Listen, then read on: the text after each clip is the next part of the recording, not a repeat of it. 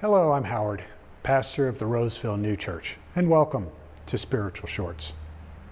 I've noticed that the celebration thrown when a young couple gets married is rarely eclipsed by subsequent anniversary celebrations. Even going out 25 or 50 years. At one level, I think that the wedding celebration should be the small celebration, and that each subsequent anniversary should be incrementally larger. But of course, then I think about the nature of the heavenly marriage that the Lord desires for each of us.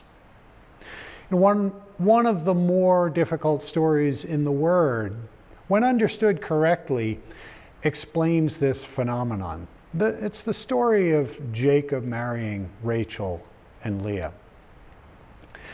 Jacob has been staying with his uncle Laban, and he falls in love with Laban's younger daughter, Rachel. Laban agrees to give Rachel to Jacob as a wife, but only if Jacob works for him for 7 years.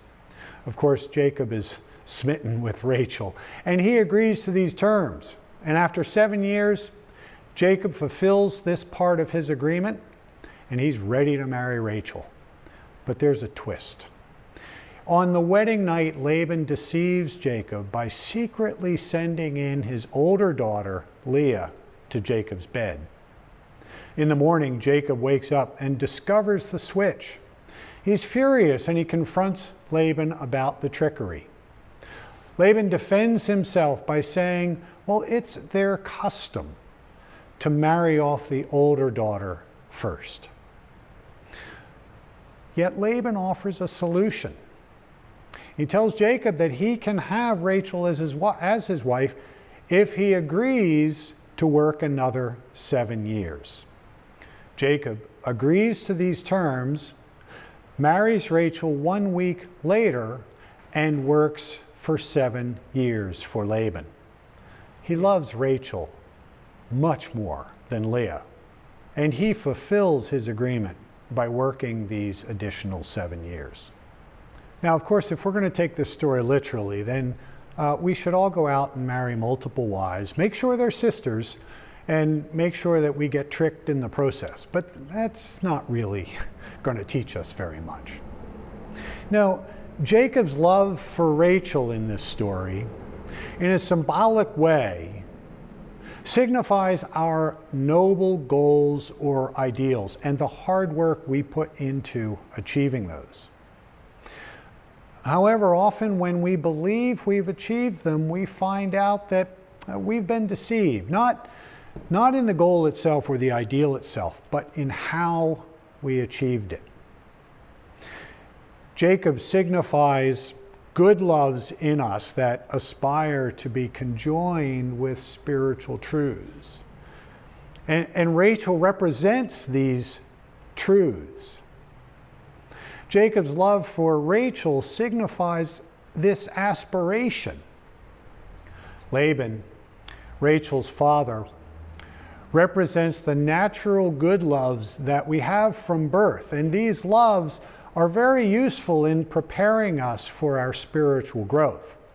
But they must be left behind if we are to become truly spiritual. Leah, Laban's older daughter, she symbolizes the external truths, but that we see obscurely, in the way Jacob didn't recognize that it wasn't Rachel. As Jacob had to work for Laban for 7 years before he could marry Rachel, in our spiritual journey, we must study in a holy state. That's what is represented by the 7 years, 7 being a holy number. And we have to acknowledge that all the truths come from the Lord.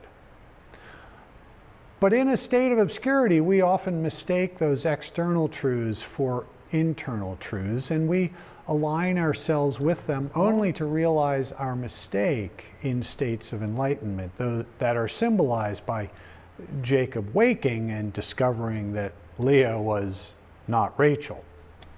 However, this process is necessary. We can't receive interior truths until we've learned external truths, lived according to those truths, and come to love them. Therefore, Leah, symbolizing those external truths, must come before Rachel, the younger sister, who represents interior truths. Swedenborg notes that true married love originates from the internal marriage of good and truth.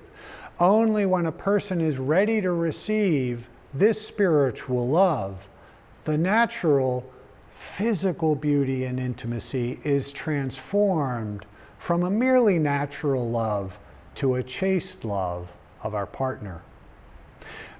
Many marrying seeking an internal connection with their partner, but find they only achieve the externals of friendship and the physical aspects of intimacy.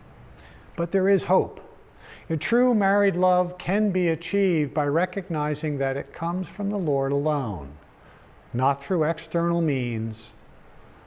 And this requires shunning evils, seeking wisdom, and living a good life. We should never settle for external truths alone, but always strive for internal truths in both our spiritual and our marital lives.